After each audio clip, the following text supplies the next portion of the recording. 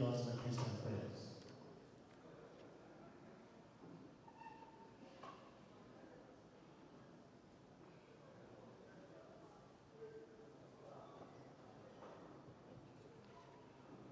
Shall we all pray? Our God in heaven, we thank you for the privilege of being participants in this workshop. Lord, we pray for your divine wisdom, knowledge, and understanding. We pray for the facilitators, that you will use them, Lord, to deliver for a successful workshop in the name of Jesus. Lord, we ask that you be the director of affairs of this workshop as we commit everything in your care.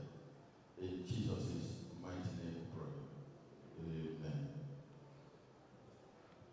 Thank you very much, Reverend. In the same spirit, may I now kindly call upon Mr. Amaran Kalon, Minister of Public Administration and Political Affairs, to lead us in Islamic prayers.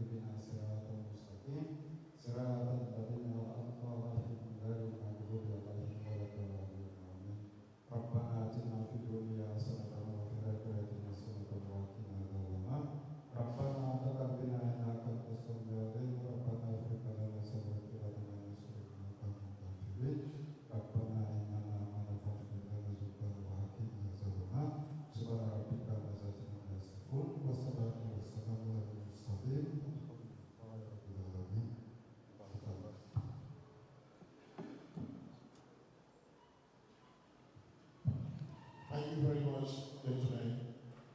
I now have the honor to call upon Mr. John Sumaila, the Secretary to the Cabinet and the Head of the Civil Service, Republic of Australia, for the welcome statement.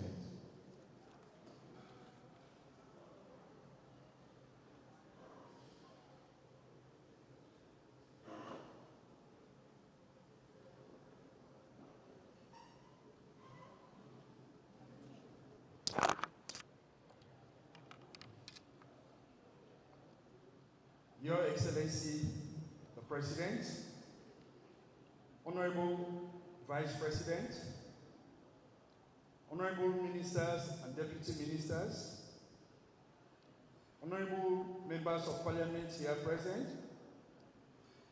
the Chairman, Presidential Initiative for Climate Change and Renewable Energy, other senior government officials, heads of ministries, departments, and agencies, our friends from the print and electronic media, distinguished ladies and gentlemen. It is my pleasant duty to welcome you all to this orientation workshop on public service structures and systems. This meeting brings together ministers, ministers of state, deputy ministers, permanent secretaries, and professional heads with the overall objective to orient them on the public service structure, systems, and processes, and at the same time, give them insights on their general roles and responsibilities within the public service structure. Permit me, on behalf of all participants, to express a special welcome and appreciation to His Excellency the President, who has set the overall vision for a government that works effectively through planning and implementation, coordination, and collaboration. I also want to thank the Honorable Vice President for his presence and support. Your Excellency, your presence fills our hearts with desires, hopes, and dreams which we all share. This workshop is organized as part of a comprehensive induction and orientation into the workings of government and to develop a strategy for getting things done. The first of these sessions, an induction training on cabinet systems and processes, was held exactly 1 week ago at the New Fields Hotel. These workshops are part of a continuous process of learning, adoption, and adjustment to ensure that our public service systems, structures, and work processes are aligned with the President's vision for transformative development, sustainable growth, and efficient service delivery to the citizenry.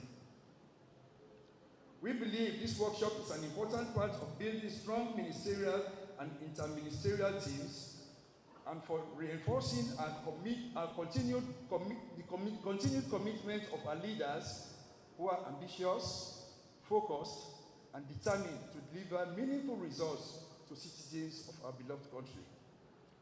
During this workshop, it is our hope that participants will deepen their understanding of public administration and inculcate the culture of harnessing innovation in government business.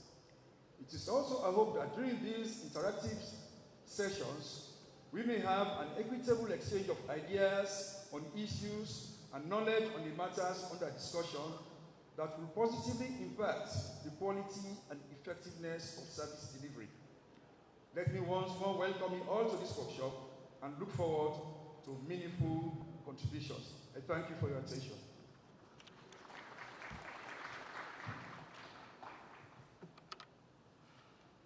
Thank you very much, the Secretary to the Cabinet and the Head of Civil Service. I now have the privilege to call upon the Honorable Chief Minister, Dr. David Moyo Nassembe, for his statement.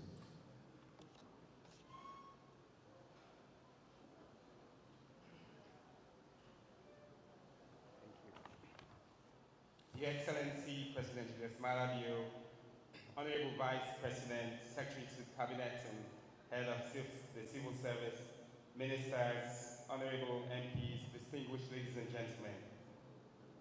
Your Excellency, we have your entire team here, as the Head of Civil Service just said, Ministers, Deputies, Permanent Secretaries, Professional Heads, and we're all eager and excited to participate in this workshop. This is the most diverse and inclusive team ever in the history of public sector governance in Sierra Leone, and we thank you for that. As Chief Minister and on behalf of my colleagues, I want to speak on two things today: expectations and commitments. On expectations, we have listened to all of your speeches and will listen to today and continue to listen to everything you and the Vice President have to say. We've read your manifesto commitments to the people of this country. We have thoroughly studied the Big Five, and we know the ambitious vision you continue to inspire us with. It's enormous expectation and challenge from you, the people of this country, and most importantly, ourselves. From the diaspora to people in our villages, from our children to our grandparents, we feel the weight of the expectation of the people to transform this country. And matching to that enormity of expectation is our commitment. Our commitment to deliver for you, your government, and the country. We're committed to deliver because, as you said, now is the time for us to deliver. And we are committed to be fully present here, not just over these next couple of days, but throughout our terms of appointment, because we know that with this commitment, we will deliver. Thank you very much. Thank you so very much, the Honorable Chief Minister. Honorable Vice President, ladies and gentlemen, I now have the esteemed honor to call upon His Excellency, the President of the Republic, Brigadier Retired Dr. Nicholas Moore, to the first statement.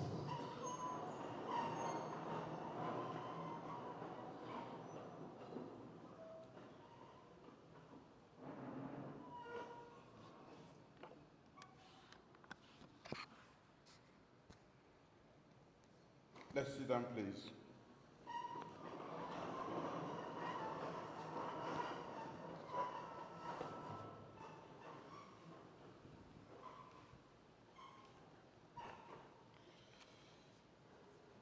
the Honorable Vice President, the Chief Minister, and other ministers present here, honorable members of Parliament, civil servants, distinguished ladies and gentlemen, my role here is simple. I should not be here, as a matter of fact, but I decided to come. In my last term, I introduced the practice of convening orientations and annual retreats. And the essence of that is because this is the team that is going to deliver on the big 5 game changes: the political leadership and the administrative leadership of this country. We cannot work and accomplish that goal if we are not tuned, if we do not come together and understand the shared vision and take it forward.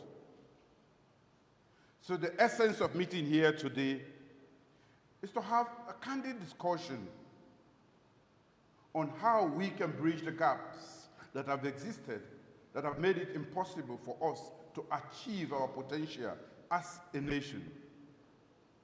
I've always said, and I will say again, that this is a great nation. And I truly believe in what I'm saying. The nature of domestic politics and the interpersonal relationships have killed our potential or kept it under wraps. What I want us to do, which I started from the last time, is to make sure that we come together. This is our Sierra Leone. Nobody is going to like it more than us. Nobody is going to work harder to make sure we succeed more than us. In this room, I know I have all that it takes to deliver on the promises and the pledges I've made to the people of this country. And these are not empty pledges. I have gone around this country severally, in the rain and in the sun, at night and during the day. And I know, I can feel the pain of the people, and I know what they want. And we need to deliver. That is the essence of our of government. We cannot without the administrative. We cannot without the public sector. So, today we are here to make sure that we bridge that gap. We come together right from the outset before we get into the busy schedule of working. Yes, I have appointed political heads, but then we have the civil service, the permanent bureaucracy that is there. They work, you have to work with them. But how do you work with them if you don't understand how they work? The challenges they face. Yes, I have a very young cabinet on the average. No apologies about that. Our country is very young. More than 70% are young people. In a democracy, the majority should rule. So, it is not a crime until and unless we challenge these young men and women to leadership. We are not going to have a viable and better Sierra Leone when we leave the stage very soon. Some people can start to see my back now. They can imagine my back. Because this is my second and final term. But what we want to do is to change the dynamics of the relationship between the political leaders and the administrative sector. We should endeavor the quality or the health of the relationship between these two entities and among the sectors is important in our delivery of public services. So today we are gathered here essentially for the single purpose of working together. Be friends. If you are not friends, have a working relationship.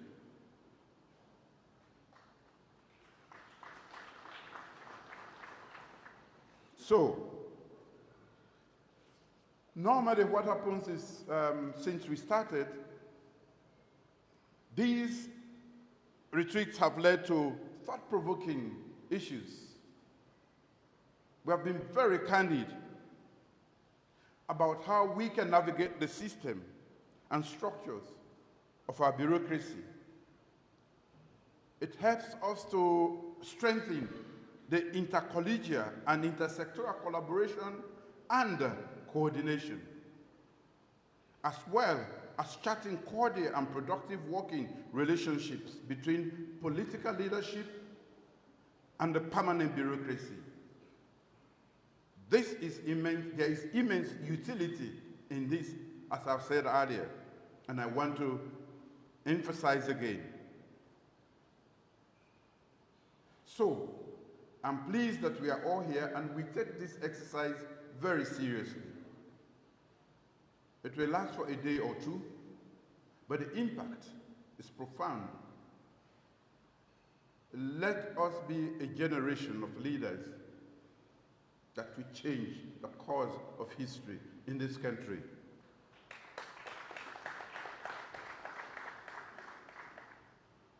I therefore invite all political leaders and bureaucrats to buckle up. Ladies and gentlemen, we can do it. In the last 5 years, we've started to show signs that we have what it takes to change the mess we have created of our own country. The gains we have made in the last 5 years. Our business as a government is to deliver services and improve the lives of our people. I have no doubt that we have what it takes in this hall and even out of this hall to deliver. That is why I'm audacious. That is why I speak without any iota of fear or doubt, because I've had a full 5-year term with you. If the civil servants want to deliver, they can deliver. The political leadership, for us, we either deliver or we are deleted. That is the truth. And I don't think we want to be deleted just now. So we have to deliver. I want to say again that Sierra Leone is markedly a different country today than it was 5 years ago. From human capital development to women empowerment, women and girls empowerment, we are way ahead. It will interest you to know that our girls finish primary and secondary education more than our peers in the whole sub-region. We have more enrollments and pass rates in the past 5 years than at any other time in the history of this country. We have been very bold and ambitious, and we have made more investment in education in this country since it was founded. What has this done to us? Now, the world knows that the small country, Sierra Leone, is ready. It's ready to take its place. And we have started by going to places. We are now part of the United Nations UN Security Council in the non-permanent category. We have reduced maternal mortality rate by 60% in the last 5 years. We have expanded renewable energy from about 15% to 35% in just 5 years. We have guaranteed minimum of 30% for our women to be amongst us. In parliament, in cabinet, and in other places.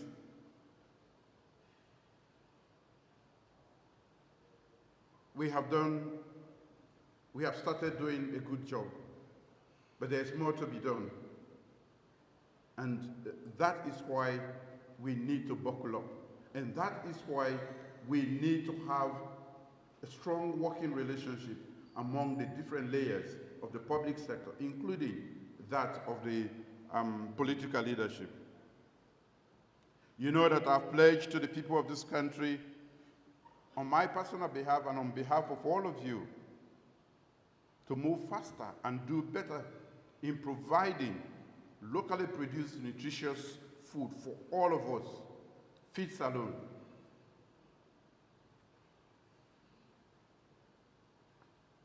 Food sovereignty, we have not achieved. Even the political sovereignty that we celebrate every day is not on hand. At least, let's go for food sovereignty, that which we know we can do with all that is available to us. Today, it has not rained yet. It was raining yesterday, and I'm sure it's going to rain again. We have enough arable land. We have enough rainfall. We have what it takes. We should not be fed by other countries. And yet we grumble about the prices of things. So we must feed ourselves. We must provide employment for our children and grandchildren. We must address the structural and operational gaps and weaknesses in the public service delivery system, which is what we are doing here today. And we want to use technology for all the advantages that it has. So we have quite a lot, and we must achieve this. Of course, as you all know, the challenges facing us have been exacerbated by several regional, global, health, security, and economic crises since 2020. And I'm sure we are not out of the woods yet. But notwithstanding all of this, we have to succeed. No excuses.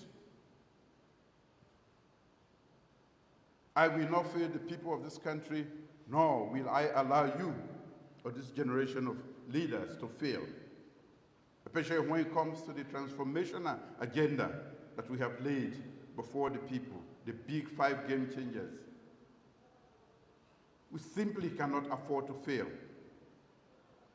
We will work assiduously to develop a stable macroeconomy with resilient food systems, improved agricultural productivity, and trade supply chains, and provide better paying jobs. That is why we must fine-tune the public sector, the civil service, and the public sector. We must fine-tune, and we must have the type of productive relationship that is necessary. Delivery of high-quality services is necessary, especially in the face of scarce resources. And that is what we have. So prudent management should be a part of what we do every day. Our manifesto, as you know, sets out a vision much stronger, for much closer, stronger coherence in governance and collaboration right across the system. Our public service must be supported by a common implementation plan focusing on fiscal discipline, performance management, leadership capacity in the ministries, departments, and the agencies. I want to emphasize how essential leadership is. Leadership is key to most changes that have taken place. The leadership must get the buy-in of the followers. The leadership must lead by example. The leadership must make sacrifice. So, as appointed political leaders of various ministries, I expect you to do just that.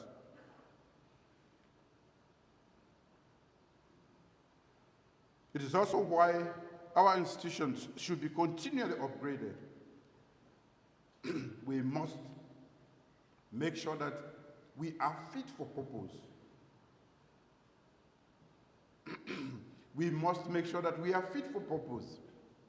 All of us, the institutions, the individuals. The world is moving at a very fast pace. Don't be a dinosaur. Don't allow your institutions to be dinosaurs. Otherwise, you will lose your utility and will discard you and delete you. It means that we must have a place for efficient organizational systems and work processes that place direct responsibility for getting things done quickly into individuals and teams. And for me, it is this team, this huge team sitting before us. There's a lot riding on this, what we are doing today. Because how closely I can quickly get you together, to work together, to know that you don't operate in silos, but to work in collaboration, makes my work lighter.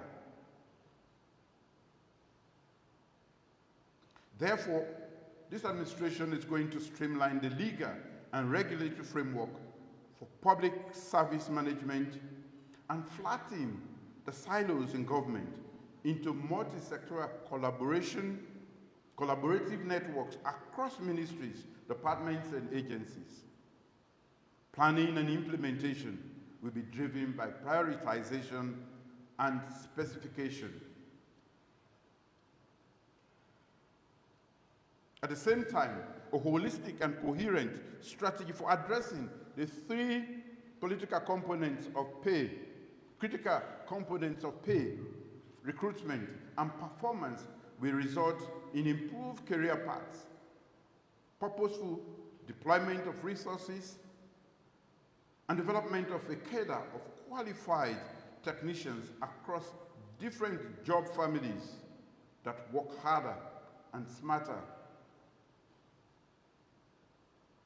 In very practical terms, imbibing a driven and accountable public service work culture means that ministers and deputy ministers should each have areas of work that they are directly supervising and being held responsible for within the ministry or the sector mandate that they have a mandate over. It means that the permanent secretary should be a responsible manager of the ministry's financial and human resources, guided by probity, and should supervise the daily work of the accountant, the HR officers, and other key personnel. It means that at least once a week, the political and administrative leadership or heads meet and discuss key areas of work and issues affecting the ministry and hold each other accountable for making progress on outstanding issues. It means that the HRMO, as personnel manager of the civil service, which happens to be the central engine in our big game changers, must plan very well. Should have an unequivocal mission for getting the smartest and the most committed people into our rooms, That is where the problem starts if we don't get the right people into the service. It means that this engine in public service machine must be calibrated, carbureted to maintain speed, efficiency, and general fitness. Ladies and gentlemen, this might seem as a simple exercise, but I take it seriously. Having had the hindsight of taking the oath of office 3 times in this country.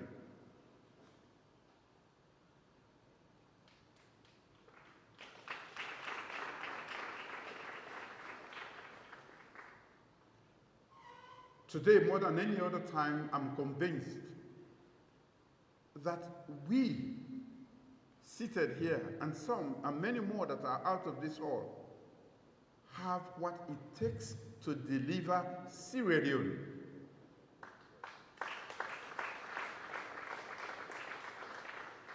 My business is to bring all of that together, get rid of the obstacles, the things, the hurdles that have prevented us from working together. I've always said the nature of domestic politics in this country is holding us back. And that politics comes right into the offices too. We don't have Sierra Leone in mind when we work, some people when they work in offices. What they have is their political party. That is why somebody will go and destroy a transformer that will cost hundreds of thousands of dollars and is meant to provide public service, not to the president or a minister. A minister might be fortunate to be in that area. So, we have an uphill task. But if we can start the change amongst us seated here, the leadership of this country, then victory is possible. We can deliver this nation, and we should deliver it. Otherwise, why did we go to school? Why do we claim to be educated if we cannot solve problems? We should be a generation of leaders, problem solvers. Otherwise, let's not claim we are educated. And I want to boldly stand everywhere and say that we are the smartest people in Africa. So how do we put that ingenuity to work for ourselves and our people? That is why we are here. I want to thank all of you for coming, and please take this very seriously. We have a huge task ahead, and we must accomplish it. Thank you all. Gentlemen, ladies and gentlemen, the standing ovation, Mr. President. Thank you very much, Excellency. Thank you, thank you, thank you.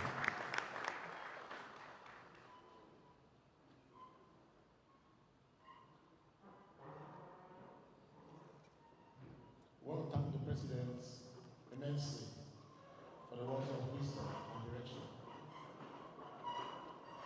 Ladies and gentlemen, we're going to have photo session. So whilst His Excellency, the Vice President and Chief Minister, are seated, we're going to go out in 3 sets, as I've been advised. So I'm kindly asking all of the ministers, first rounds, and after that we'll usher in or call upon the deputy ministers, and they will have the final segment with the permanent secretary. So I now have the honor to kindly request all the ministers, governments, to just go down, and the protocol people will arrange, and then we'll call upon His Excellency and the Vice President to join in the first question. This is for the ministers. Next segment to the deputy ministers, and the final segment to the permanent secretaries.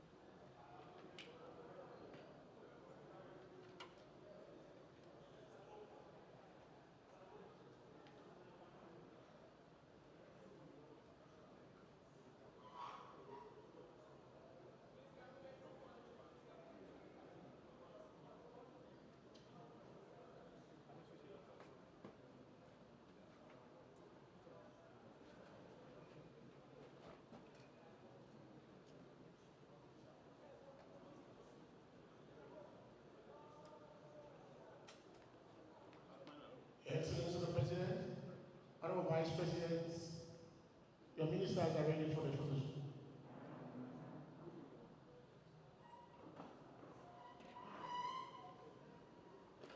Ladies and gentlemen, the President is for the photo Clara.